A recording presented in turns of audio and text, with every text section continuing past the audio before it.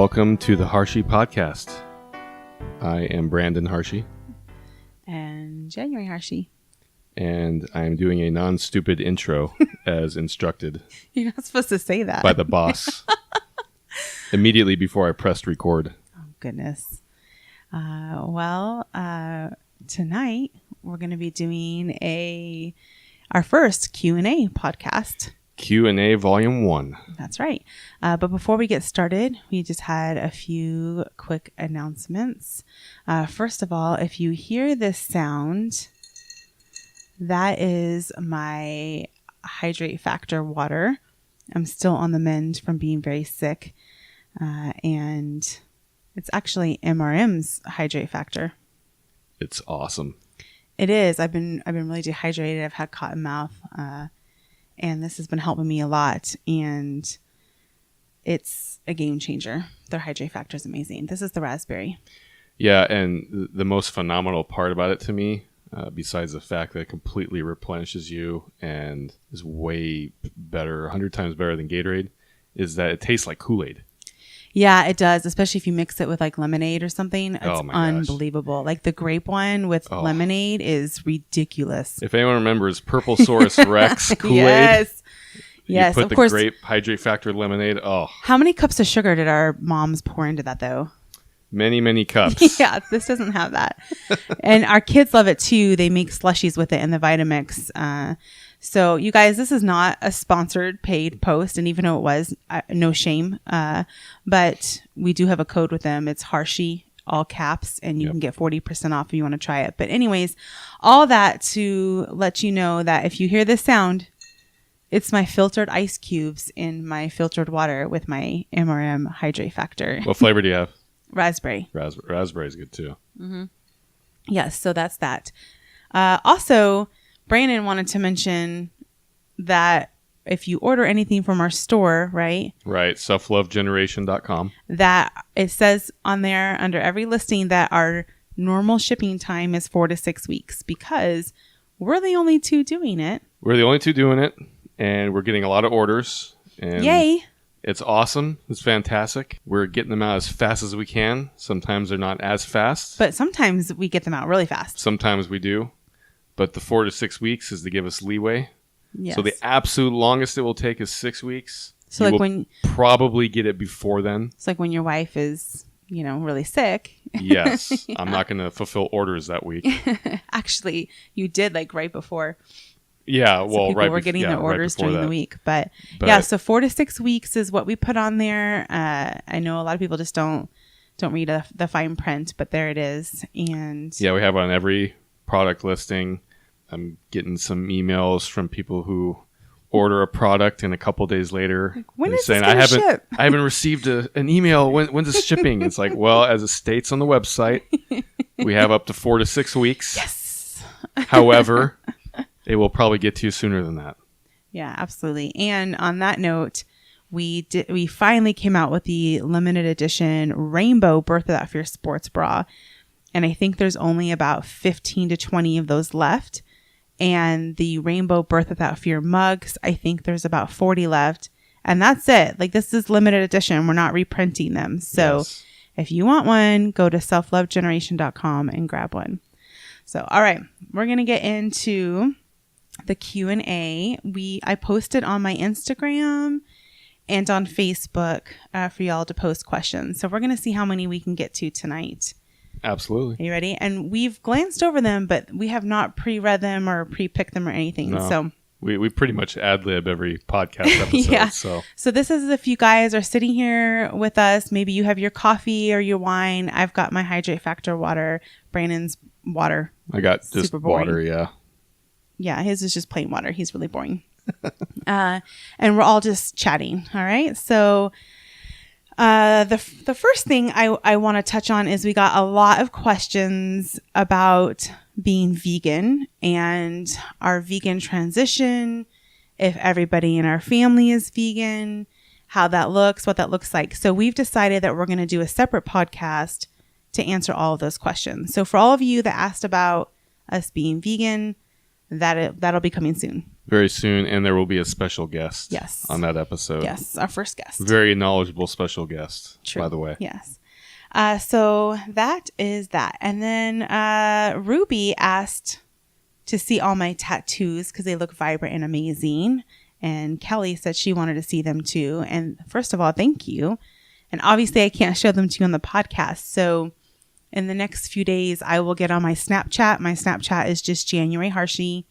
And I will show you guys all of my tattoos that I have at this point. And I have a new one that I've been planning. I don't really want to be in pain right now because I just went through the worst pain of my life the last 2 weeks. So I think I'm going to hold off a little bit, but I'm getting my damn gold star. I deserve a gold star. I deserve 1 million, but I'm not going to tattoo 1 million. You do deserve a gold star. Thank you. And I think that mine needs to have a rainbow tail because I'm part unicorn. Yeah. So I'm kind of figuring it out on my head, and that'll be really, really cool to add to my half sleeve on my right arm. How cool is it that I can say I'm going to have a half sleeve? Yeah. I feel like such a badass. Awesome. Yeah. I'm working on my full sleeve. You are. So I know. It's super sexy. Okay, so that touches on those. Here's a question for you from Karen. Even in the midst of everything you have been through, why did you decide to keep having babies? She wants a big family herself, but they just had their third. And then she said, your big family and all your love just makes my heart burst. Love you. Thank you, Karen. Thank you for asking that question in a loving way, not a judgmental way. Yeah. Why did you overpopulate the world? Yeah. Like, what the hell? You were having a hard time. You kept having babies. Draining all our resources. Well, let's start with you, jackass. Well, I've always known that I wanted a big family. I wanted the opportunity to have a large family. I always craved having a big family when I was a kid. And I want the opportunity to have a big family where I could kind of break some cycles and just to be surrounded by my children and grandchildren one day. And there just to be a lot of love there. Yes, there'll be a lot of chaos, and I'm sure there'll be a lot of drama at times. And I know all my children are going to have their own struggles to go through in life, but I just wanted to be surrounded by a lot of just love and my people, you know? So I think Brandon just likes to put his flashlight into my tunnel. Yeah, it's pretty much all about the sex for me. So, you know, anytime I wanted a baby, it wasn't too hard to convince him. So I think, you know, we didn't, if you listen to our birth stories on the Birth Hour podcast and on ours, we have 4 on hers and 2 on ours. We did think we were done at 5. Oh, yeah. Yeah. So, you know, the last one snuck in, and I'm so glad she did because she brings a ridiculous amount of joy to our lives. I mean, she's definitely in the toddler stage, so it's crazy. She's grabby and all over the place, and everything is exciting and new, but that's so fun too. So her personality is amazing, and I just love having that in my life. You know, even though each child we have has added more work and definitely more stress, postpartum stuff, they add so much amazingness. And when my life feels like it's falling apart, I look at my kids and they aren't the burden. They're the amazingness in my life. They're always the hope in my life. They're always the good in my life. So for me, you know, I don't know if that made sense or if that was too woo-woo, but that's how I feel. I freaking love them. And we make really cute humans. We do. Yeah. Our oldest is killing me right now because she's so beautiful. She's becoming a young woman. Yeah. She's no longer a girl, in my opinion. And I know. It's on one hand, it's like, wow, you know, she's a really beautiful kid. And on the other hand, it's like, shit, I don't want my kids to be beautiful like that because that means boys and guys are going to be looking at her and thinking inappropriate thoughts about her, like the thoughts that I think about her mom. So. Oh, wow. You're just going there right now, aren't you? Like, I look away to find another question and I come back and I'm like, what the hell are we talking about? I mean, rambling on about yeah, stop it. Yeah, it is. You guys, for those of you that don't have a child that's gone through puberty, it is a whole new experience for the parent too, and it's a lot for everyone to adjust to. Oh yeah. To me, the worst stage is toddlers and in the midst of puberty. Yeah, in the midst. Yeah. Yeah. Teenagers, I actually enjoy our oldest being a teenager. Yeah, I do too. I really do. Yeah, and Karen, another thing too is when my babies were all young, I was afraid that I wouldn't want them to grow up. I wouldn't want them to get older. And I have to tell you, I love it. I love as they get older. They're so fun. And, you know, she's almost turning 10, Miss New York. We make our coffee together every morning. And, you know, my Miss Cuddlebug, she's 8. Like, she's always down for a nap with me or to cuddle with me. And, you know, it's just as they get older, it's fun in new ways and different ways. So there's definitely days where I'm like, oh my gosh, like 4 was a good sweet spot or whatever it is. But I'll never regret having a big family.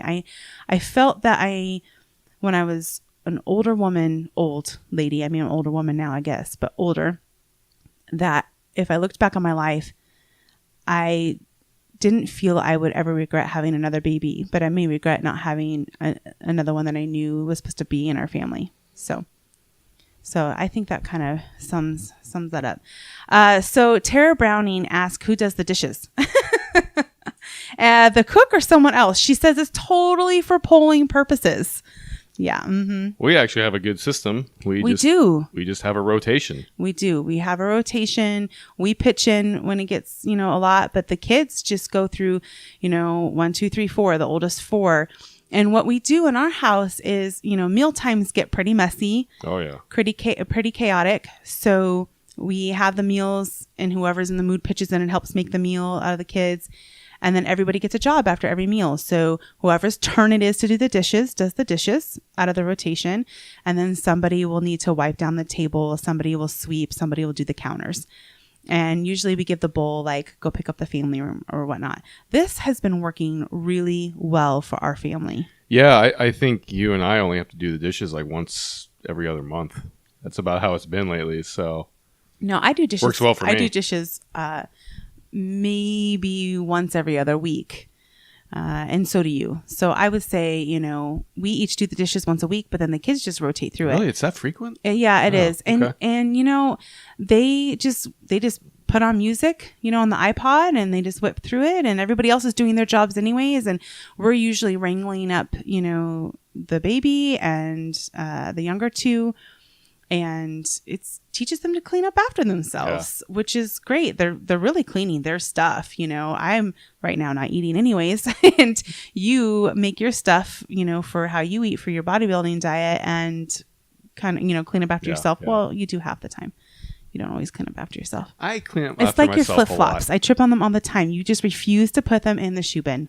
Well, there's always crumbs and crap all over the floor in the kitchen and the dining room, and I don't want to step on it. And, you know, we sweep with either the broom or the vacuum 3 to 4 times a day. Oh, yeah. And I'm still stepping on crap. And I have like this weird, like, it's like this hang up. Like, I can't stand the bottom of my feet, like crumbs or... Like if I go to a beach, I have to really like talk myself down from the ledge. Like, okay, it's sand. It's so funny. I can walk on it. It will be fine. Yeah, because our floors are pretty clean. Yeah, but in the house, when I step on crumbs, I'm just like losing my mind. Yeah. Like, oh, this is so disgusting.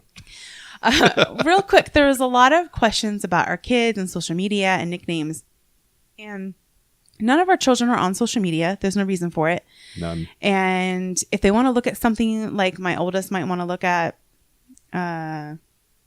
like an animal account, or one of my girls might want to look up, you know, the Merrill Twins Instagram or Taylor Swift, or I don't know, something. Favorite I don't know. YouTubers? Taylor Swift's really angry right now. We're not really into Taylor Swift right now. So crap music. Yeah. Stop it. Sorry for you Taylor Swift fans. No, I loved her 1989 album. I did. It's better than what she's got out now. But I don't understand this angry crap. She's going to have a gallbladder attack. She needs to chill. Anyways, they just look, you know, they'll just look on under my account. They'll just look up an account or whatever. And I'm right there. You know, I'm not like staring at them, but I'm right there in the room. So they're not on social media. And I just, you know, I like having some privacy in my life. And I figure that what my children want to share on social media about themselves, that they'll do that when they're older. And it's their choice. And if I do share a photo, it's watermarked, and I actually asked them if they're cool with me sharing it. But beyond that, you know, I figure it's not my place to share their personal lives all over. So I cannot imagine if my mother had Facebook and Instagram when I was a kid, what would be out there? Oh my gosh. She would have had like no filter. She would have just put it all out. So yeah, that's all it is. We just giving them that respect, over their privacy, and they can share what they want, when they're adults, and that's totally up to them. I could see your mom having you all over social media, and then my dad still being like, "Can you send emails on Sunday?" Yeah, totally opposite, right? I know. My mom would be trying to find out how to make money with me as a child. She'd be like, "How can I profit off January?" Yeah, as a child. Yeah, totally, absolutely.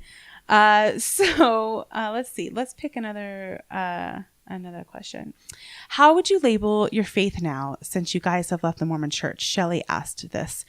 And for any of you wondering about our journey into and out of the Mormon Church, we did an episode on that a few weeks ago. Mm-hmm. It's actually our top episode. It's been downloaded and listened to the most out of all of them. Yeah, so apparently that's fascinating that we were a huge episode that we were Mormon and we no longer are, which I think is funny. So I would label my faith now as I don't have a label. I don't do well with labels. I think labels can suck it. Really, when you put yourself in a label, like you guys will notice on my bio on Instagram, I don't have on there vegan. I mean, I might have a tattooed on my arm, but eventually I might not be. I don't know. Like, I can't always put myself on a label, which is so ironic that we are Mormon and probably why it didn't last. But my first response and thought in my head is kindness. Like, I just feel like when you're not in an organized religion that you find your own moral compass, so that's really, I don't know. How would you answer that? How would you label your faith now? Would you even label it? I guess if I was going to actually put a label on it, it would be agnostic, but I don't go around thinking to myself like, oh, I'm agnostic and tell people that that's what I am. I'm just me and we're just us. And there's a lot of different things that we do and believe in and that, I don't know. I just don't think there's any one demographic that we really fit into perfectly. There just isn't. So right. People ask me what religion I am. I say, I don't know. I'm just me. I don't know. I like the answer. I don't know. Drive people crazy. Something, I guess. I don't know. Yeah. So we don't. I guess is the answer. We don't have a label for our faith anymore. Yeah. And because it's probably going to just continue to just change and evolve just depending where we are in our lives. So. Yeah. I mean, who knows? So I'm going to change gears here real quick. And this might be something you could help answer with. Sure. This is from Alicia Hudson. I had a traumatic birth with my first 2 years ago. Natural birth at a birthing center, turned hospital, turned C-section. Then hemorrhage so bad that I almost had a hysterectomy. Oh my husband said there was time when he thought I wasn't going to make it. My question is, how do I get him to work past that fear and agree to another baby? He wants one, but I feel like fear is getting in the way for it to be sooner than later. That's a tough one for us. That's about how I felt after number 2. And January pulled this religion card on me and said, well, I prayed about it. I totally did. And I feel like if you're religious, Alicia, then pull that. Yeah, so she pulled that. I prayed about it, and I feel like there's one more. And it's like, well, son of a bitch, what do I do with that? Yeah, how do you argue with that? I know. Yeah, Mormons love to use that, by the way, but go ahead. Yeah. Well, I prayed about it. Mm-hmm. Yeah. Sure you did. Yeah, but that's a tough one to answer because I totally get it. I mean, from your husband's standpoint, you're number one in his life. The kids are important too, but he married you. I married January, and so to me, I feel like she's priority above the kids. I know that sounds really bad, but from a guy's standpoint, the way guys think, that's how it is. Whereas the women think of the kids first and foremost. Want to make sure the kids are okay, taken care of. Hell yeah, we do. And sometimes husbands come after that, and it's just men and women are just wired differently like that. But I would be scared too. I was scared after number 2, so it's something. I remember you saying that the more faith I had in myself, the more common faith you had in it too. And then there's that, yeah. If you played off me a lot, yeah, right, yeah, because for a guy's standpoint, there is no control whatsoever. Mm-hmm. And guys, we like to fix things. We like to have control, have our thumb on things, make sure we know what's going on. And with birth, there is none of that. I know. And there's a lot of anxiety. Yeah, there is. And his feelings are completely valid, you know, and I think that's where you could start, is just validating his feelings. And you probably already have, but just validating his feelings and know that he's coming from a place of just being very worried about you, and rightfully so. And I think that, you know, education and, you know, sitting down and saying, you know, why did this happen? And how can we make sure this didn't happen again? And, you know, having that conversation together and making those informed decisions together moving forward, you know, as a couple, you know, I think could help as well. And there's actually a blog post on Birth Without Fear that dads experience birth trauma too. Oh, yeah. Yeah. So if you Google Birth Without Fear dad trauma, this blog post Brandon wrote will come up about birth trauma for dads. So you could have him read that too, so he doesn't feel so alone. Yeah, I actually recently, within the last month or two, updated it and reposted it. So it's not too far back if you go and look. So birthwithoutfearblog.com. Awesome. Okay, so January, how were you able to, this is from Sarah, by the way, stay so positive and supportive of Brandon through all the moves and changes? I love how supportive you two are of each other, and I'm just hoping to understand the piece of your relationship and hopes that it may help me grow in my own relationship. Thank you, Sarah. And thank you, Victoria, for recommending Sarah to listen to our podcast. Yes, thank you. My first thought is that probably needs to be January and Brandon. How did you support each other through all of the moves and changes? Because we've been through a lot, and a lot of them were because of stuff with you, and, you know, a lot of them with me. And so Brandon and I just do everything together. Like, that's it. You know, that's just how we work. That's how we are. So if one of us is going through a journey, the other one jumps on that boat and supports them through it. And then when the other one's going through a journey, the other one jumps on that boat and supports them through it. So, you know, we're both, it doesn't mean that we don't have frustration or tension and we never have our arguments and our disagreements. It just means that bottom line, at the end of the day, we're going to support each other and we're going to do it together. We're going to mess up together. We're going to fail together. We're going to succeed together. We're going to get through things together. We're going to celebrate together. And so I think that's the core of what it is that can answer that question. Yeah, I know for me, when all of you are listening to this podcast, you want to hear January and hear everything she has to say. You follow her on social media because you love everything she has to say and all the support she gives. Many of you have been to events to hear what she has to say in person, and have read all the things on Birth Without Fear to see what kind of support she gives. And she's an incredibly strong human being, strong woman, and that is really the only type of person that I could be married to, because I have a very intense, difficult personality myself, and just a little bit. January is about the strongest human being I have personally ever met. And that's not a joke. You. I know I've told you this in private, but I'm saying it in public. And I just don't think I could be married to anyone else. And I'm lucky you just happen to be my best friend and you put up with all my shit. And believe me, there is a lot of it. And one day we'll do a podcast about how much of it there really is. But that's why it is for me. Thanks, babe. You're just the one for me. Oh, thank you. That was really sweet.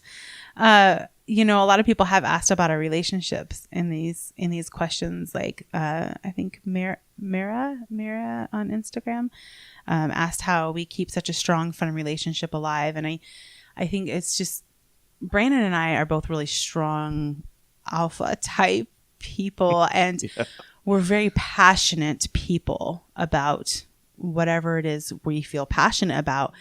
And that includes each other.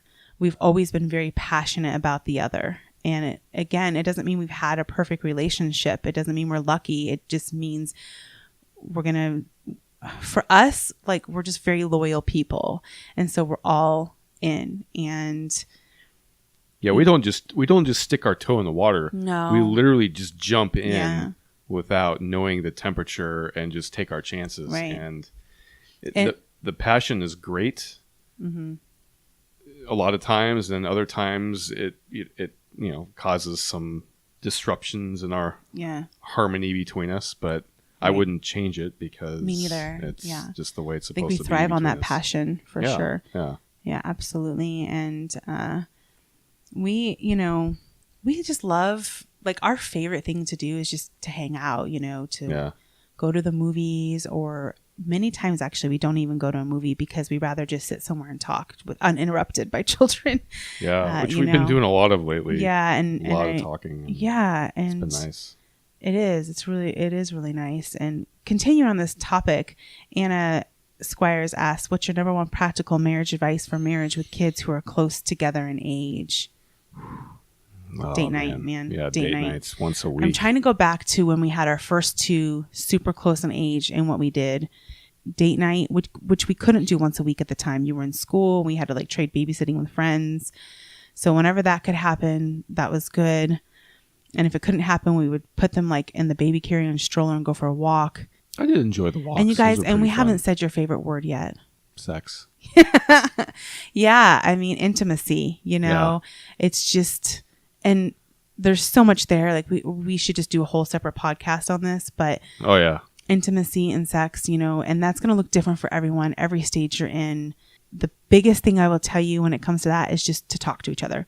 Yes. Do not have the conversation in your head and not with your partner. Yeah, exactly. You have to have the conversation out loud. Like, even if it's not happening a lot, like talk about why, talk about how you're feeling. And it's a season, you guys. Like, if you're married for 60 years and you have, a few months or a year postpartum that not a lot of intimacy has happened, every day feels long, but really the season is short in the grand scheme of things. So have that conversation with each other and just be open with one another about how you're feeling. I think that a lot of times the miscommunication and the frustration and the resentment builds up because we're just not saying what we're really truly feeling. Yeah. And we're making it a bigger deal in our head. And then when you say it out loud, it's not as big of a deal, and sometimes with your partner or spouse, it works out better if you go to them and you ask them how they're feeling first or what they need first. And then it opens up with a giving statement and a vibe of giving instead of, this is what I need and you're not giving it to me. And then it opens up the conversation in defensiveness. Yeah, exactly. Yeah. So. And for you guys, here's a tip. Just make sure your woman's having an orgasm when you guys are intimate. Oh, no. You just went there. If you're the only one having an orgasm, that's not okay. You're not going to have a whole lot of them. No, that's just in not the okay. future. Like, what the hell is that? I can't. You know what? We can't go there right now. Okay, let's just save this for a different podcast. It's got to be 50-50. I can't handle this. Really, I cannot handle even the thought. That's good advice, right? I cannot handle the thought of that not happening in relationships. It's great advice. So it happens sometimes. I know, apparently a lot. I don't know why we're not having more sex. Stop it. I need to find another question pronto. Read a book. Oh my goodness. I'd love to hear about your journey of starting Birth Out Fear and Don't Forget Dads, and branding yourselves and your movements. This is from Catherine Swanson on Instagram.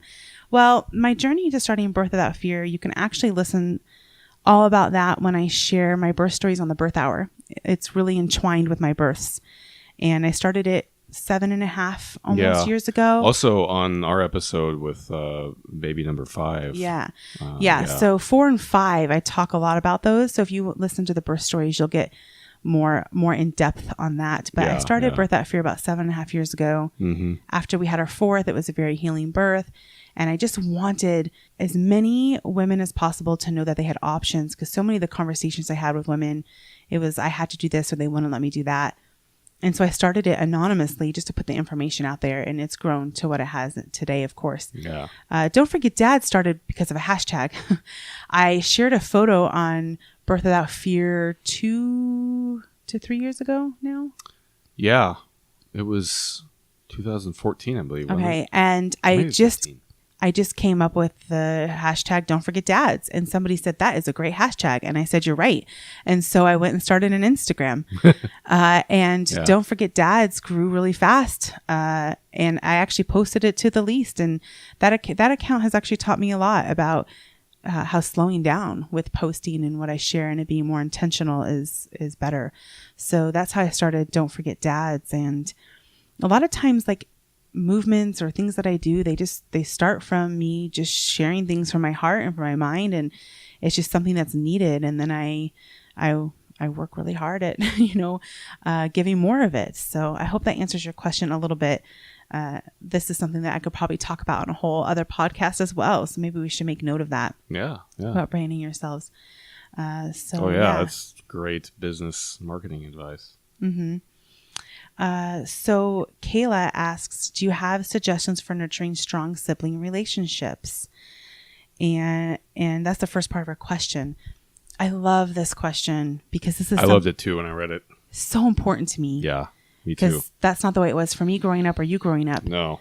So our older two were close in age and they were really close and played together. Our next two were really close in age and they're almost 10 and 8 and they are best friends and they're nothing alike. So it's awesome. And then the bull and the baby they're getting there, they're a little bit further apart than our other kids. But, when my children are arguing, our children are arguing, obviously, but when they're arguing, I just stop them and I ask them each, how does it make you feel when you're sad? And they're like, well, sad, upset. How does it make you feel when you make her sad? Well, not good. So do you want more of that? Well, no. Okay, so let's stop what we're doing. Let's listen to each other's words. Actually, I just did this tonight at bath time. Yeah, you did. Let's listen to each other's words. So she's feeling left out a lot and you're feeling like she's not listening to your words. So if we can make sure she feels more included and make sure your words are listened to, then you guys will be getting what you want. Like, well, yeah. Okay, so let's take deep breaths.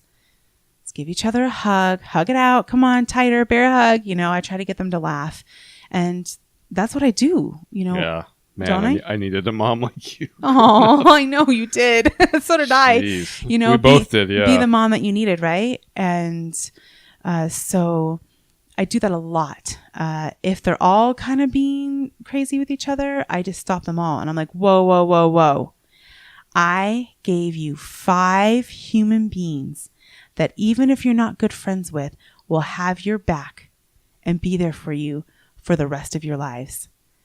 That is powerful and that is amazing. Yes, Mom. Yeah. So I remind them of that. I remind them, I basically kind of plant that seed that even if you don't get along with one sibling the best or as much as the others, or even if you're frustrated with each other, that these other 5 human beings, because there's 6 of them, so each have 5, that they will have your back no matter what. And that's planting the seed that they will have, they will be there for each other. Not only will they be there for, them, but them for, each other as well. And so I plant that seed a lot. So it's, doing these things to cultivate the relationships.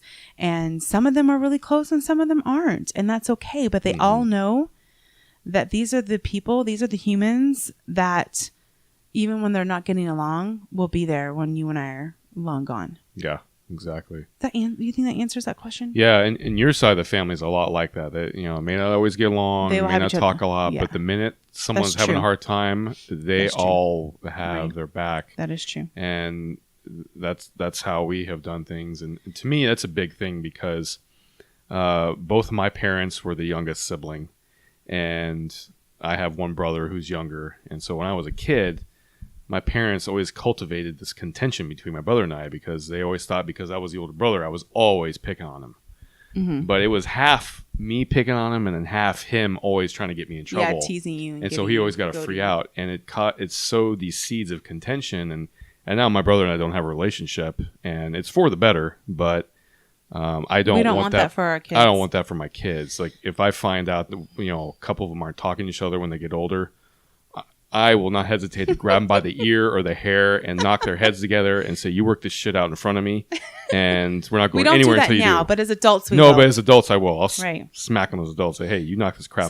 So it's like planting the seed long term to always have each other's back. And then on the day to day, what I said before, kind of how I work it out between them, is good. And once in a while, we sit down and have a family powwow, and those get really emotional. Yeah, those get intense. Where everybody just kind of gets out how they're feeling. We don't do that too often because, it is so intense. Yeah, they get heavy. But on the day to day, that's kind of how we work it out, and just trying to make sure everyone's respecting each other's body, space, and words. You know, a lot of that. So I hope that helps answer that question. Here's a fun one from Lindsay Carter.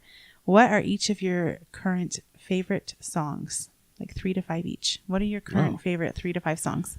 Let's see. Right now, I love Spit Out the Bone by Metallica. It's on their newest album, Hardwired to Self-Destruct. If you have the regular version, it's the last song. If you have the deluxe version, it's number 12. Well, actually, our oldest just got a Metallica t-shirt for her birthday. She loves it. Yeah, but that song is badass. It's my heavy squat song. So when I'm about ready to do some heavy squats, I go look for Spit Out the Bone. I love that. I love, currently, I love Goddamn by Avenged Sevenfold. And I'm really digging The Locust by Machine Head right now. I don't know that one. And I think my all-time favorite song, this might make some of you laugh, but when I was a kid, I was a huge, massive Ghostbusters fan. And I think the Ghostbusters theme song, the original one, not the crap one from the crappy movie last year. The original one is my all-time favorite. Song. And if you ever watched the Ghostbusters cartoon, the real Ghostbusters long ago, the cartoon version was a little bit more metal than the movie version. Oh, yeah. I'd watch the cartoon when the action scene would kick up at the end and the theme would come on. Right. Oh, gives me goosebumps just thinking about it now. That's how our older 2 kids and I feel about Wayward Sons because of Supernatural. Oh, yeah. Yeah, okay. We love that one. Anytime it comes on, it's awesome. Yeah. Any others, or is that your top? So that's good. Those are the ones I'm really digging right now. Okay. For sure. So my favorite songs right now, I would say are, I love Thunder by Imagine Dragons. I like to put on Imagine Dragons when I'm writing and I'm doing work for that kind of thing. I love the song Humble by Kendrick Lamar. It's totally inappropriate and I love it. It's one of my go-tos when I'm walking. I am really into Ingrid Michaelson right now. I love her songs, You and I, Breathe, Okay, The Lotto. I just love her. It just puts me in a really good vibe mood. And that's a lot right there. So I love Time of Our Lives by Pitbull because when I'm having a hard week or if there's financial stress, I put that on and I just let it all go. That's a good one. Yeah, that's a good one. Another one that I love to walk to is Cheerleader. I don't even know who it's by, actually. I'm trying to look on my Spotify playlist. Oh, there it is, Spotify playlist. Who is this by? Felix. I always put it on when I start walking. See, it's just such a good vibe. I love it. I just love good vibe songs. Yeah, I love it. Oh, me for you. Anyways, so those are some of my top favorite songs right now. Yeah. I love rap, actually. I love Eminem. And then I love just feel good vibe songs. Yeah. Another good song that I just remember now is I'm Only Human by Rag and Bone Man. That's a good one. Yeah, I first heard that on The Voice when I remember you looked at me and we were like, this is a good song. Yeah, like, fantastic. Yeah. Look up Rag and Bone Man and I'm Only Human. Yeah, very, very good. All right, so this is a question that's good for you. It's from Kate on Instagram. What do you 2 recommend looking for when trying to find chiropractic care as an adjustment version? Well, if you have kids, a great place to start is ICPA4, the number 4 kids.org. It's all one word. They have a lot of chiropractors that specialize in pediatrics and kids and are going to, for the most part, be pretty solid from what I've experienced. That's a tough one because there are different adjusting styles in chiropractic that will work great on me, but maybe not so well on you and vice versa. And so it's such in my opinion, from a patient standpoint, there's a lot of subjectivity to it as far as how things will feel. I practice a specific technique called upper cervical chiropractic. And within upper cervical chiropractic, there's about 5 or 6 main variations of it. There's tools or a handheld tool, different hand adjustments. And there's one particular that's a tool, very science-based, a lot of geometry, figuring out angles, and it doesn't do a damn thing for me. I get adjusted that way, and 5 minutes later I need another adjustment. Whereas there's a hand adjustment that makes all the colors turn brighter for me, changes my life. So it's really, you have to do your due diligence in finding what works for you. That's I've been asked that before, and it's just a tough question to answer. You just find someone who's a really competent chiropractor and knows their stuff and knows what they're talking about. And yeah, you might have to go to more than one. You Yeah. know? Just like interviewing midwives and OBs, Yeah, same thing. It's important. We've had the worst time with accountants. Oh my gosh. We finally have great accountants, but it took us a long time. For a while, I was thinking accountants. I feel triggered. Yeah. I was thinking accountants were like the worst people in the world. They were scam artists. They don't do shit. You're potty mouth tonight. Yeah, they lie, etc., etc. That's not the case, obviously.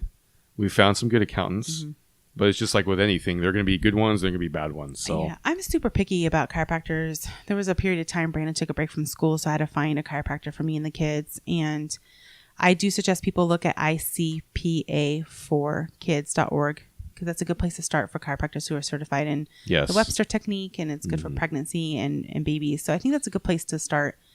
And we went to what kind of chiropractor when you were on your break from school? He's an AKA Applied Kinesiology. They do a lot of muscle testing. I like gentle chiropractors for my kids, of course. Yeah. If there's a chiropractor that's like twisting and turning a kid's neck, like run. No, thank you. So, so yeah, that's probably the place I would look to start, and just kind of look on their website and see what kind of technique they do, and then Google it, look into it. Like you said, do your due diligence. So I don't think I would be able to get through my life without chiropractic care. No, me neither. I know I wouldn't. I think you were really meant to go to school for me. Maybe. I love when people tell me that. I'm so lucky I live with a chiropractor, and it's like, girl, please. I will always spend more money. My chiropractic care will always be more expensive than any of you listening. Let me assure you. It's like owning a house without a house. Like we owe so much in student loans from him going to grad school and being a chiropractor. So when people say, oh, it's great that you're in my home. Absolutely. But it is not cheap by any means. Let me assure you. So you go get your $40 adjustment and just do it. Zip it and do it. And if you even have to pay 50 or 60, just pay it. No Way complaint. cheaper than ours. Yeah. No.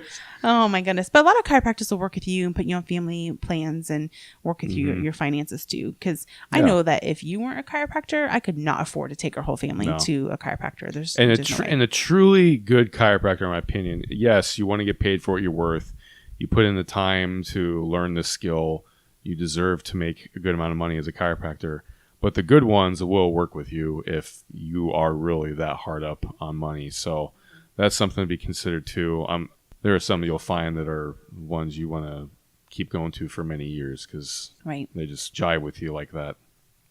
Well, it's kept our kids, helped keep our kids healthy, all our immune systems. And you know what? You had some, when you're pregnant, this is no joke, but I have to adjust you multiple times a day. Yeah. Not just a week. My body doesn't hold adjustments when I was pregnant. Yeah. But luckily that will never happen again. Yes. That's so Kara Hamilton wants to know, actually, she wants you to pretend that you're on death row and about to be executed. Okay. Really awesome. What would your last meal be? Mine would be an 18-inch pepperoni pizza with garlic on it from NYPD Pizza in Phoenix. Okay. Phoenix, Scottsdale area. Oh my God. That pizza is amazing. But I don't eat dairy. No, you don't. That's a really good answer though. Yeah, but man, when we'd get that pizza in the past, and Peter Piper Pizza. Peter Piper Pizza. It's also in the Phoenix area. You would do NYPD. I would do NYPD. I mean, you just fold that up, all the grease. Oh my gosh, it's true New York style pizza. I mean, it's like literally the best pizza I think in the entire Phoenix area. That's hard to answer. I think if I had to answer right now, that it would be a plate of Lebanese food. I grew up during the holidays and whatnot eating like stuffed grape leaves and cabbage rolls and pita bread and tzatziki and hummus and kibbeh. I think that's what I would want it to be. Absolutely. And not vegan. Like, it's just not the same if it's your last meal. I don't know. I think you do the pizza with me. I just told you what I would do. So I think not. All right. I mean, I know we do everything together. So if we're dying together, then I would take a slice of your pizza and have my Lebanese food. Gotcha. Okay. I think I would just have the pizza. Yeah. Mine is one slice now. Well, yeah, I don't like to share my food, so I don't know about that. If it's my last meal, you ain't getting a slice. Oh, no. Even if I was dying? Oh, well, if I'm dying too. Then you just don't care about my feelings anymore if I'm dying? Well, if I have, a finite time to live and I have one 18-inch pizza in front of me. When do you want our last moments to know that you care about me? Well, yeah, I do. But if I eat enough, then I'll have enough strength to take care of you before I die. You're just stretching. Now you're just stretching because you don't want to give me a piece of your damn pizza. So I'll need to carb up to help take care of you. You keep your damn pizza. You know what? I'm going to modify my answer. I will take a pizza and a plate of Lebanese food because I can. And so I don't even need you anymore. I'm going to die as an independent woman. Well, if we got multiple things, to be honest, I'd probably do a couple double doubles from In-N-Out. Because I'm not going to worry about human rights if I'm going to die in a couple hours. Not human rights. Or animal rights, yeah. I'm not going to worry about you. Well, I won't worry about human rights either. I'm going to die in a couple hours, so I don't care about anyone's rights. This question has made us lose our minds. Pizza and burgers. Oh my gosh. Okay, I want to bring us back down. Oh my goodness. This is a completely different kind of question from Nana Hurd on Instagram. How do you feel about younger parents and parenting and youth in general? Because she became pregnant when she was 19. Her son is 2. So, of course, she's 21. And a lot of strangers and family members call into question her choices that her and her husband make for their family just because of their age. But especially when it comes to co-sleeping, breastfeeding, her being a stay-at-home mom and college student. So a lot of people say things to her like, oh, that'll change soon, or that won't last much longer, or when you get older, you'll get wiser. So how do you not let those opinions, even of close family members, affect you, even when you feel obligated to because they are older and wiser, in air quotes, but you feel what works for your family is not the same as the opinions of these older, wiser people? So I mentioned this on another podcast about how it took until my oldest was 12 or 13 for my grandparents to acknowledge how amazing our children are, how smart they all are, how well educated they are.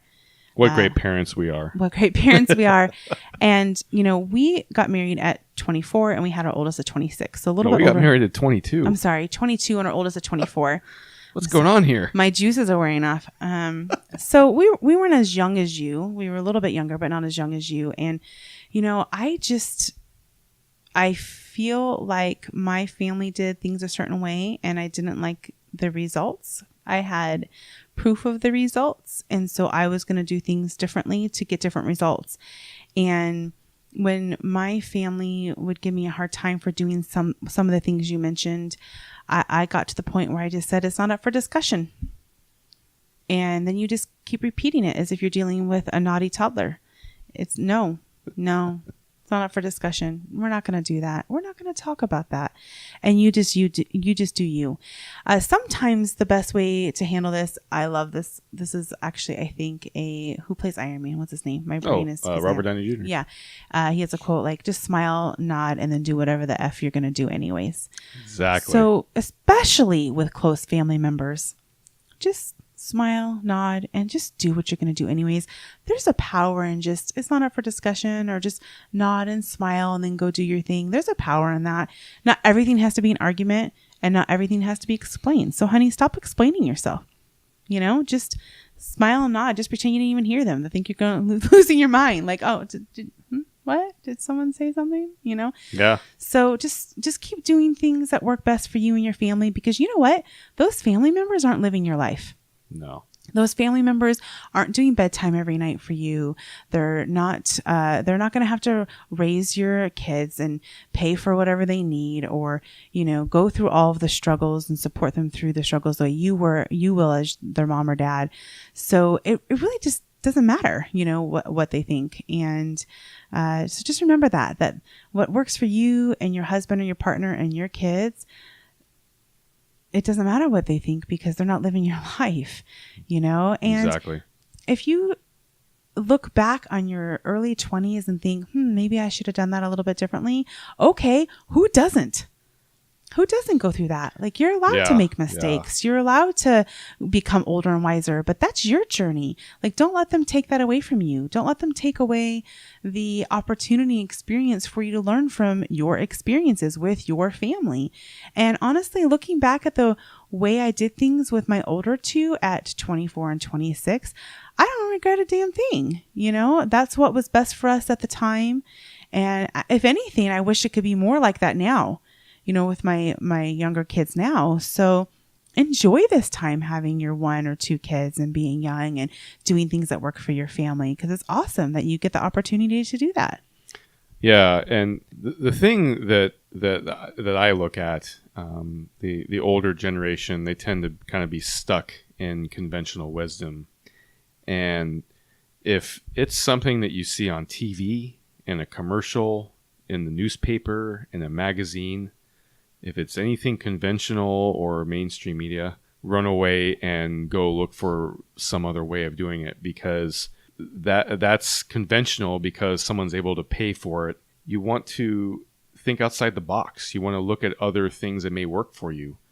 That's what January and I do all the time. We're always looking for the truth behind things and seeing what works with parenting, what works for health, what works for fitness, what works for our spiritual selves. And some of those things may be mainstream and some may be totally crunchy, which is why we don't label ourselves. Exactly. And that's the thing. So you can't take what everyone else says seriously, because you have to do your own research, Absolutely. Your own due diligence, and live your own life. If I listened to all those voices that you're talking about, then I wouldn't have done things the way I have. And I'm glad I've done things the way I have. And our kids are just amazing and wonderful. Yeah. So it's obviously working out for us. Well, we shacked up after 6 months, and that wasn't too popular with your grandmother. And it was fun. We got married at 22. Everyone told us we were too young. I know. And you know what? 19 years later and 6 kids later, I'm just like, when doing right? Yeah, like when you know.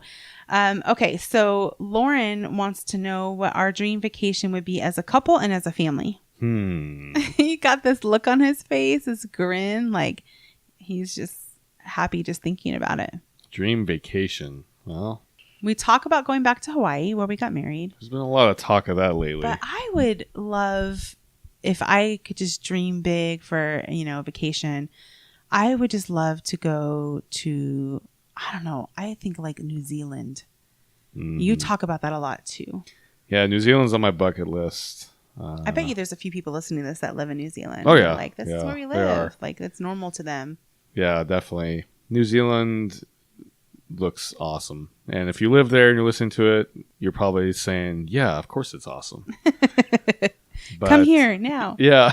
Yeah. Yeah, I'd say so. I'd say that'd be an amazing place to vacation alone and with the kids, actually. Yeah, that's true. Yeah. I want to take the kids on a Disney cruise of all the things. I know it's totally commercialized, ridiculous, and would be fabulous. Yeah, but you know what? They own Marvel and Star Wars now, and all our kids love that crap. So. Yeah. Well, I love that crap too. Yeah. So we've talked about it when, in the next maybe year or two, maybe even doing it. Yeah. Because I don't know though, all these hurricanes, we can't go near there because they're all freaking me out. Well, if they have any that maybe go out of LA, go to Disney. Go that way. Yeah. Yeah.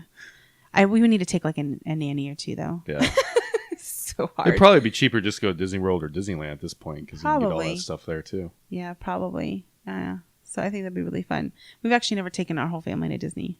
I went all the time as a kid.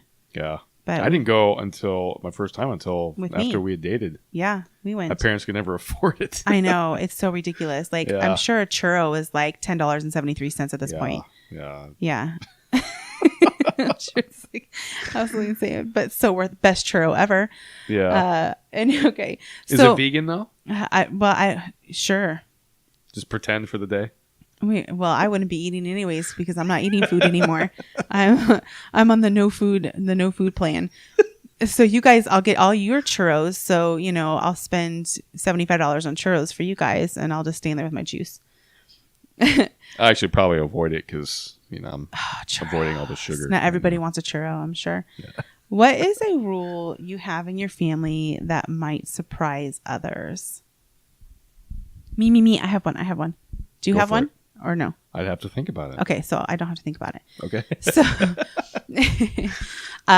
So our kiddos, to get on electronics. Oh, yeah. They usually offer a job with it. So, they'll hang out with the baby or do a little laundry or something like that because they'll want to have like 30 or 45 minutes on the computer. We don't let our kids just get on electronics off and on all day. If they want to watch a specific show, if they want to get on the iPod, if they want to get on the computer to look stuff up or watch their YouTubers, as the girls say, then they offer a job. Another thing too is, you know how kids ask questions all day long? Oh, yes. I know you guys listening that have kids know what I'm talking about. All day long. And take that times 6. There have been times within a 5-minute time increment that I have been asked 32 questions. Yeah, I'm not exaggerating. This is true. This is not funny, haha. This is very serious. No ha-has here. I'm not in the mood for jokes. This is very serious. Not in the mood for laughing. We'll have to tell that story sometime. Yeah, we will. Okay. So, we'll have to make it explicit because what comes before that is too funny. So we'll have to tell the not in the mood for laughing story another time on the next meme podcast. Yeah. 32 questions in 5 minutes. It's ridiculous. So I will tell the kids, you all have one question, get it out of the way. Okay, great. Any other questions asked today have to be written down on a piece of paper. And if you're asking for a treat or a privilege, whatever, then it has to be asked with an offer of a job. Let me tell you what, they select their questions a lot more carefully when they have to actually get a piece of paper, write it down. And if it's for something like a treat, offer a job. And it really helps them be more mindful. It really does. So that's what we do when it comes to electronics in the house. Yeah. It's supply and demand. We have a supply of jobs for them to do. Stop it. And so it creates less of a demand for questions. Mm-hmm. Yeah. So it's very good. I thought this one was interesting from Kate. She said, you had your first child pre-Business of Being Born by Ricky Lake. Yes. And Abby Epstein, I think is how you say her name. Mm-hmm. Pre-Birth Without Fear, obviously, because I started it. Yep. How the heck did you learn about birthing rights and natural births? I feel like it's more mainstream now, thanks to things like Birth Without Fear, woohoo, and Business Being Born. But back then, I love back then, I'm that old now, who was talking about it? That is a really good question. So what did you do back in your day? Walked uphill both ways. No shoes. No. So, that's 2-part. The first is that before we had kids, I worked for a chiropractor and his wife, who's also a chiropractor. And I learned a lot about the things you're asking about, like with birth and, those kind of attachment parenting, that kind of stuff from her. And, there wasn't a whole lot. There was like mothering.com forums. I was on those a lot. And that was back when, you printed off articles or made copies out of books, Yeah. And so I learned a lot of information from them. And the second part of that is I am just stubborn as heck. And I listen to my instincts big time. And for me, it's like, why would you take my baby after my C-section? If I'm okay and baby's okay, that baby needs to be with me. So between my friend and chiropractor, and she's the same way, and my own personality, it was a very educate ourselves between books and articles and whatever we could get our hands on, and just freaking common sense and strong will. And that's really how it is, So when someone tells me I can't do something, I'm like, oh, that's so cute. Mm-hmm. Watch me, Yeah, you did a lot of reading and a lot of studying. Mm-hmm. And let me just say too, that chiropractors have known all these things for many, many decades, many years. Right. So in the chiropractic world, this is just how you live. That's something too. And that's something that we were exposed to early on, and it jived with us. And that's definitely what helped lead us on that chiropractic path. There's a couple questions about how we handle having a spirited child. How do we handle that? Day by day, hour by hour. Day by day. I would say routine, but we have 6 kids, so we can't just have him on a normal routine. But if he knows what's happening when, it helps. Mm-hmm. So True. If he kind of has kind of a rhythm for the day is how it goes. And then once we do something for a few days, he just expects it the next day. So can't throw him off. So we've gotten better at making sure he goes to bed at about the same time every night. And for example, he loves to play the Wii. So he'll get to play the Wii for 45 minutes, and then he has quiet time for 45 minutes, and he'll try to get out of it. Oh yes. He tries to just finagle his way out of it, but he knows. He gets a smirk on his face. And if it's a routine that it's 45 minutes Wii and then 45-minute quiet time, then it's fine. And we set the timer. He has to have timers. Yeah. And he has to have just a rhythm or routine and repetitiveness, the same time every day after lunch, he gets the Wii 45 minutes and that 45 minutes, or, the same bedtime time every single night. And I tuck him in the same way every night. He has his bath, and then he gets dressed, and then he hangs out for a few minutes, and then it's, okay, get your water, brush your teeth, go potty, turn on the fan, get in bed, and we had to go through. So It's the repetitiveness really, really helps, I think. And then we're not perfect. I mean, there's times we get frustrated with him, and he's also an empath. So I try to play on that sometimes if I can. And when he's being really ridiculous with the other children to get their attention, and he'll whistle a lot, which is annoying everyone right now, or, does all these things.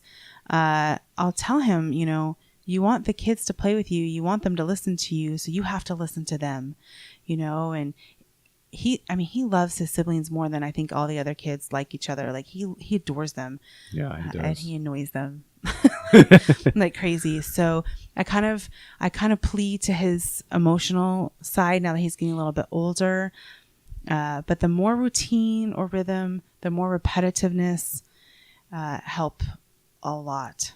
Do you have anything else to add?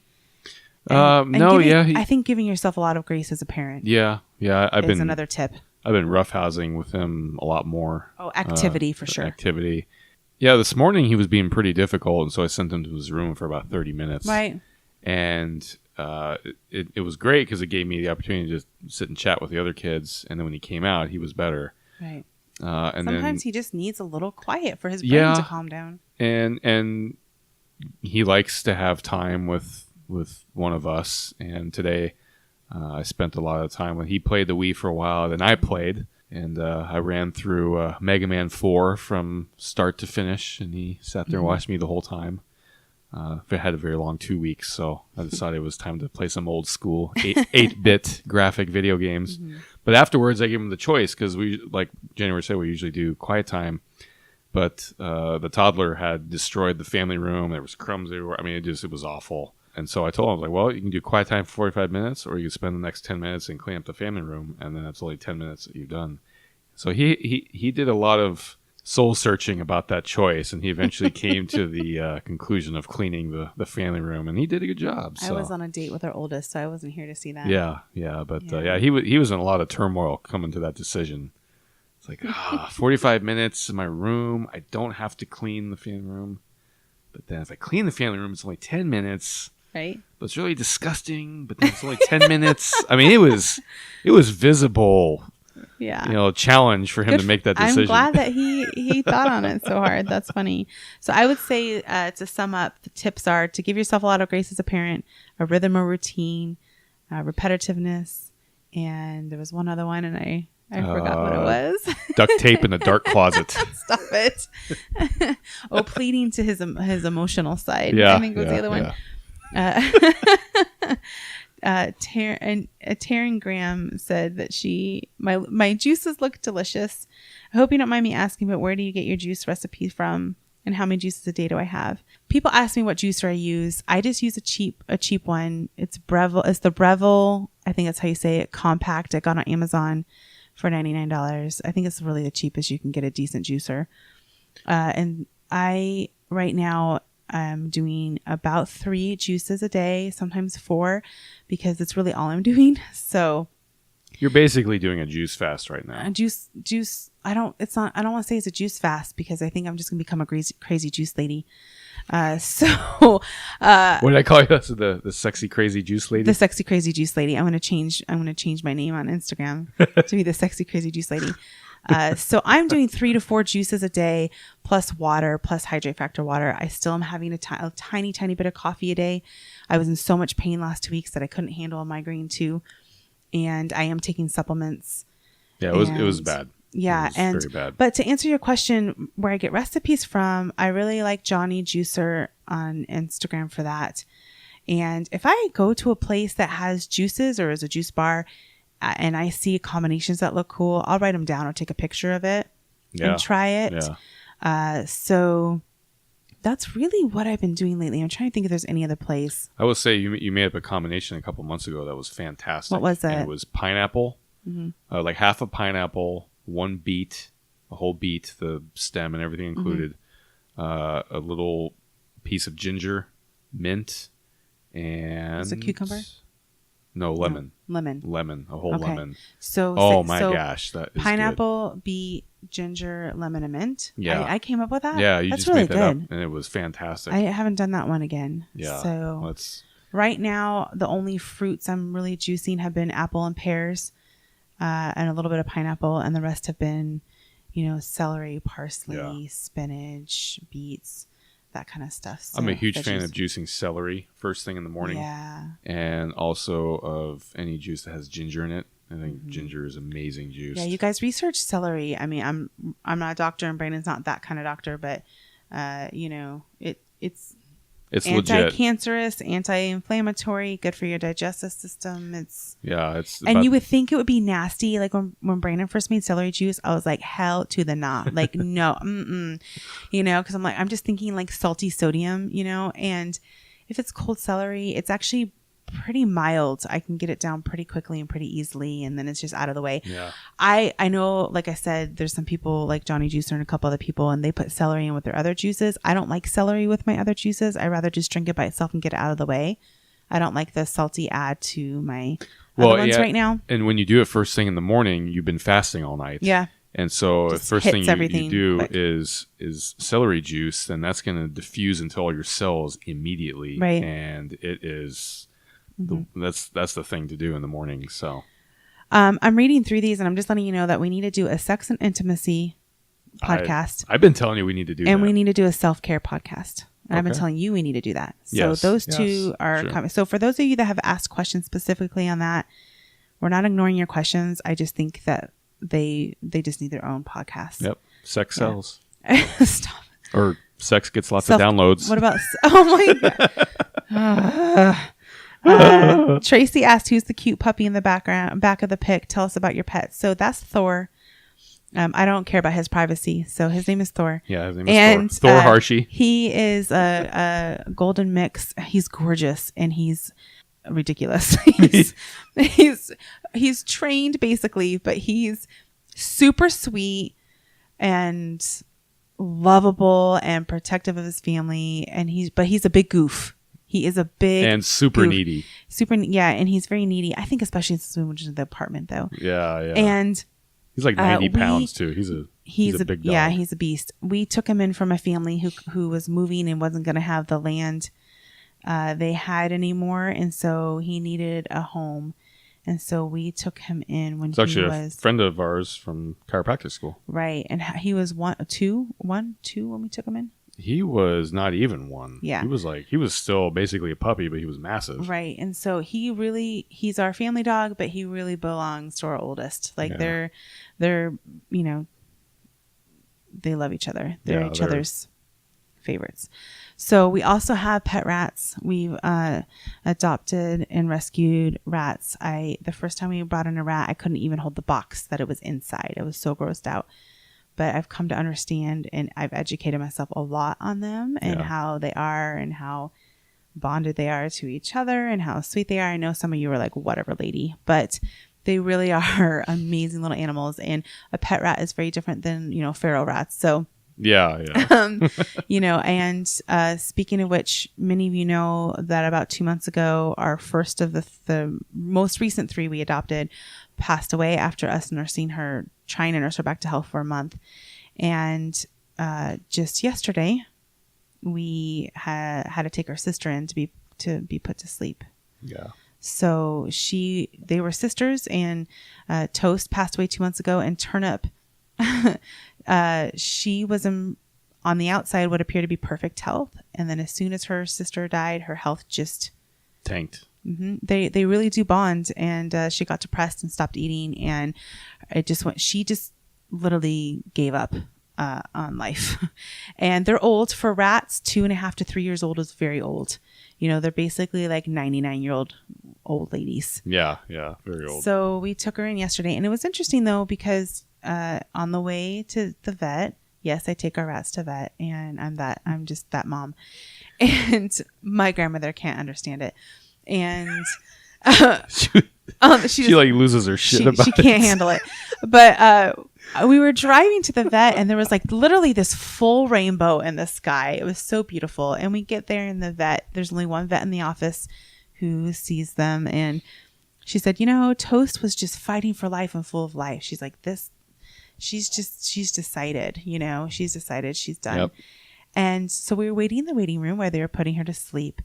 And I kid you not, our oldest 2 kids' favorite show is Supernatural, and Wayward Son's song came on in the waiting room. The opening recap song for Supernatural came on, and I was like, oh my gosh, do you hear that? And it was like just this moment of it was just meant to be. You look for these little signs, and it was such a big sign for us, not for anyone else, but for us it was. And we just sat there and cried together, and we just felt such a peace about it. And so now just Pork Chop is left. He's the male of the 3. And rats actually don't do well living alone. They get very, very lonely. So we might be rescuing some more. We'll see. But this is just for those of you that have pet rats, understand. For those of you that don't, they have short lifespans, and they are very prone to cancer and tumors and all sorts of stuff. And she has given them an amazing life, and they're all living to old age. So that is our pets. That's all we can handle. I'm surprised we're even handling that because, I think it's enough having 6 children. Yeah. Mm-hmm. Yeah, absolutely. So do you want to do another question? Sure. Yeah. Okay. Let's answer them all. Answer them all. I don't know about that. Are there too many? There's a lot. It's awesome. Okay. Tara Browning wants to know, toilet paper, take from the top or bottom? Asking the real questions here. Top. Top. When you put it on the bottom, you get the hell out of my house. Seriously. Oh my god. Definitely top. Oh my goodness gracious. That's when people actually change it around here. We go through toilet paper so fast that usually it's just sitting on top of the empty roll. Yeah, the cardboard left over from the... Kara on Facebook wants to know, what's the secret to my magical mermaid hair? She's obsessed. Your hair goals. Well, thank you, Kara, and genetics. Yeah. It really is just genetics. And I had a ton of postpartum hair loss with my 6th baby, more than ever before. So I cut off a foot. It's finally grown back out, and I've been lightening it back towards my natural color. I'm going to stick with the red for a little while because the lightening process is ridiculous. Up until a few years ago, I had virgin hair. So this has all been kind of new for me, but thank you very much. And it's really I'm just really that I am lucky, to have that. So, but thank you. I appreciate it. Okay, let's see if we want to answer any more. And just, there's so much love on these, you guys. Thank you for all the love when you were asking that question. So Tara Foster asks, I've been traveling to lots of cool places. What's my favorite place I visited? And I don't have to feel obligated to say Chicago because that's where I met her. Although I do love Chicago. Favorite places I visited. I would have to say, even though I didn't get to spend a lot of time there, Alaska. I was in Anchorage. I want to go back there so bad. There we go. Dream vacation with family. I would love to take my family to Alaska. That would be cool. Yeah, Alaska. Or Hawaii. Take the kids to Hawaii. Yeah. I've loved so many places I've visited for so many different reasons. We loved Toronto, Canada. Yeah, like I said in another podcast, if the process of becoming a citizen of Canada wasn't so, close to impossible, we would already be living in Toronto. Yeah, he would legit do it. I loved Toronto. That place is awesome. I've loved so many places. I think the reason why I love almost every place I visited is because my experiences with the people there. Mm-hmm. Of course, New York. I've got to go to New York the last 2 years. Yeah, I loved New York City. I mean, New York City is amazing. And the first time I got to take Miss New York, and we will both remember it for the rest of our lives. And last year I got to go, and I haven't shared everything about that trip yet, so I can't say. But that experience was that was one of the best, experiences in my life, and I can't wait to share more about that. So New York City, of course, is up there. That was a good one. Mm-hmm. Yeah, I love Seattle, the Pacific Northwest. I'm a pretty big fan of. I love Portland too, but something about Seattle is always just called to me. So when we did events in Portland and Seattle back in July, I believe. Mm-hmm. Man, I was loving Pike's Place Market over there in Seattle, and every time we go up there, we're like, why don't we live here? But then we, we're like, Then we look at the prices of that's why housing up in Seattle, and we're like, oh, okay, never mind. Amanda Wilson says, fellow Mama 6, what are some of your favorite products that won't break the bank? Keeping 8 people in organic, free from everything. Shampoo is expensive. I don't love what better quality personal care items do for me, and blah, blah, blah. Oh, I have to do her second part in a minute. I will say 365 brand for the shampoo and conditioner. Oh, no. Or Costco. The Costco shampoo and conditioner is vegan. Oh, so we do that too. So usually we do, usually we do the Costco or the 365 brand shampoo and conditioner. Because you're right. Like we go through shampoo like crazy. Other Sprouts. I don't know if you have Sprouts where you are, but on Wednesdays they have double ad days. We have H-E-B here. So we shop H-E-B. And we can get pretty good prices there. That's more of a Central Texas. That is. Yeah, that is. If you're in Central Texas, you know about H-E-B. So I'm trying to think anything else off the top of my head. And I'm not, when we were really broke, and I talked about this in the Bull's Birth Story podcast, but I got a rice cooker, not a rice cooker, but rice cookers are another one. We eat a lot of rice. Yeah. The kids eat a lot of rice. So rice cooker. But I got a bread maker and a crock pot for beans and soups from Goodwill or Salvation Army. And, $5 or $10 and use those a lot. And then sometimes you just do your best. There were times where the only way we got clean was dollar store crappy shampoo. Dollar store has saved us many times in our lives. Suave for 99 cents. Yeah. And unfortunately it's tested on animals and it's not what I would choose, but I'm just saying, sometimes we just do our best with what we've got. Yeah. I mean, sometimes you got to do what you got to do to, just survive and make it from one day to Absolutely. another. And as long as you're just loving and taking care of your kids the best you can, it's going to be okay. And you can get back to the organic, free from everything when you can. Yeah. So her other question was, how do I not lose my ever-loving mind when I'm PMSy? And do I have any go-to items for Dragon Time? It's interesting that you asked me that because it's been really bad this last year, and especially since having my 5th and 6th kids, it's gotten worse and worse and worse to the point where I don't know what it stands for. PMDD, premenstrual something disorder. It's intense, and we've looked into that, wondering if I have that. I don't know if I do. I haven't diagnosed myself or been diagnosed, but it's been really, really, really intense. And first of all, knowing that it's coming on is half of it. Just knowing that's what's going on. So I'm not losing my mind, and Brandon's not like, what happened to my wife? So just knowing what's going on helps, and then I can acknowledge it and take a deep breath. Timeouts. I take timeouts, take a bath, Epsom salt bath, and just take a timeout is really important. I like drinking kombucha during that time. It helps kind of calm me and give me what I need. Kombucha. It's always helped you. Kombucha's always helped me. For a while when I didn't want to pay to buy it, I made it. It's not that hard to make. Just need a and SCOBY. It's just cheaper, and you can you can buy a Yeah. bottle of kombucha and grow a SCOBY from Yep. it. So I did that. And so I will download books on my Kindle app, just free sexy time books on my Kindle app, and take a bath and put myself in timeout. I do that a lot when I'm going through that. Yeah. I'm a fan of your sexy time books. Yeah, I'm sure you are, because what they lead to. Christina Thorson asked if we use essential oils, and if so, what are our favorite? Do we cloth diaper? And if so, what are your favorite style to use? So the first part is, yes, we do use essential oils. We use doTERRA oils, and for a while we were, trying. We actually have a team, but we're so busy with everything else that we just aren't able to do a lot with that. Exactly. Right. So my favorite essential oils personally right now are juniper berry. Helps with anxiety. It's a good one. I use that regularly. I am a fan of vetiver. It's calming. I like calming oils. I love frankincense, of course. I use, free points for that one. Yeah. Frankincense is great. I like helichrysum when we can afford it and we have it in the house. It's great for cuts with the kids. That has helped us in a pinch. Oh my gosh, that heals a cut in no time. It just stops it bleeding and closes it up real quick. We use melaleuca and clove regularly for like infections or a toothache or cuts or things like that. Those are real good as disinfectants. Right. So those we have regularly.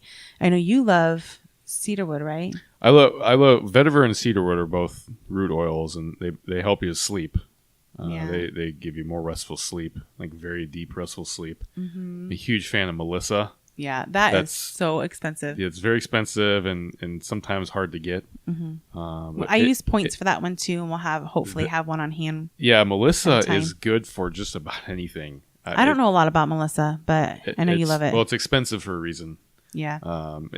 To me, it's almost like frankincense on steroids. Yeah. That's about what it seems like to me. I do love lemon. Like how it smells. I like lime. I put lime oil in my smoothies, my protein smoothies sometimes, and makes it. The kids call it a Skittles smoothie. Yeah, because it kind of resembles Skittles. Yeah, my go-to are juniper berry, vetiver, melaleuca, and frankincense. So I like to always have those on hand. Digestin is good for upset tummies. I know you like that one a lot. Yeah. Oh yeah. When I was pregnant, I couldn't stand it, but now it doesn't bother me. It tastes like licorice too. I love black licorice. Yeah, sometimes I'll put a drop under his tongue instead of rubbing it on his tummy. But if you're going to use essential oils, definitely get good quality and, research them a lot or talk to somebody who's certified in using them, because you can't just ingest any oil, and you want to know, like, I don't like using, people love lavender. I don't like using lavender on my kids. And like, I feel like with the bowl and with you, it makes you guys wired. Yeah. It's supposed to calm you, but with lavender, it's like I drink a mug of coffee. It's crazy. Yeah, absolutely. So yeah. And what was the second part of the question? The cloth diapering? Oh yeah. Yeah, we don't do that. I'm sorry. I tell people that I love cloth diapering. In spirit, I support you. Yeah. I love cloth diapering on other people's kids. Yeah. I'm not cleaning that. Yeah, they're so cute. I love fluff. I love it. I did cloth diaper for a minute, and I just used straight up pre-folds and covers because they were cheapest. You were in school, and you were the one who used them, not me. I did. No, we also had Sposies on hand, but no, we don't cloth diaper. Yeah. It's a lot just to keep up with our laundry as it is. And, no, but I love it and I support it, and I think fluff is amazing. You go cloth diapering. Yeah. So please make note that vegan, sex and intimacy, especially postpartum, and self-care all need to be upcoming podcasts, because they have been asked a lot on all of these threads. So I have noted. I have input so it into the mega computer that is my mind. So if we missed any of your questions, I apologize. I am definitely looking forward to an Epsom salt bath this evening myself, and we will do those 3 podcasts for you guys in the future. Near future. Yeah, near future. Yeah, we will get those done for you. And this was a lot of fun. I love answering questions and just what's on your mind. And I definitely want to do this again. I think this is great. Yeah. Yeah, it was a lot of fun. I think it's cool.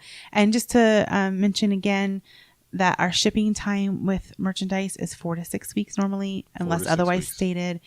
And I do think we have this upcoming week, we're going to be restocking the Don't Forget Dad shirts and the You Do You Boo unicorn shirts. They sell out so fast. I think we're out of most sizes in the unicorn shirt. And Brandon is feeling extra spicy and nice. And so I think he wants to do free shipping on those. So don't get used to it. I'm feeling nice for a little bit now. But. So if you've been wanting to get the I Don't Babysit, I Parent shirt or the unicorn shirt, gosh, I love them. They're so soft. Yeah, they are awesome. Everyone tells us it's their favorite shirt because they're so soft and they're conversation starters. Yep. Then those are going to be back in stock after this weekend with free shipping. So keep an eye out on social media. selflovegeneration.com. And on that note, we have a few new things that are coming, a few surprises that you guys are just going to love. So I can't wait I love surprises. So I can't wait to share those. So we got a few surprises coming up next couple months. I know, I'm excited. Yeah, there's some good ones. And as far as the stuff that's been going on with my health, I've mentioned a few things here or there. I'm just in the midst of it, so I don't want to talk about a lot and share everything because I just have to. It's one of those things where I just have to do me and focus on me without sharing every little thing. Yeah. And once I get kind of through this, then I will be more than glad to share and probably do a podcast on it. People have asked me to do a podcast on my gallbladder, and this was more than that this time, but on that and, juicing and these kind of things. So let me get through it myself and work on myself a little bit more. And then I'd be absolutely happy to share. So that'll come soon. And I appreciate all of your love and your support and your understanding. And all of my friends who are in Nashville listening, your grace for, towards me through needing to reschedule the event this weekend. I appreciate it more than you could possibly know. And I love you guys. So thank you. Yeah. And that's one you were looking forward to. I was. We're getting a lot of excitement. I'm really bummed about it, but it's just, I really also believe that everything happens for a reason. It's meant to be. And there might be someone who couldn't have made the old date that needs to come to the new one. And it's just going to be the way it's supposed to be. So thanks, guys. And that's it. That's all I have. So thanks for listening. That's all we got. All right. Have a good night, guys, or a good day if you're listening to this during the day. Bye. Adios.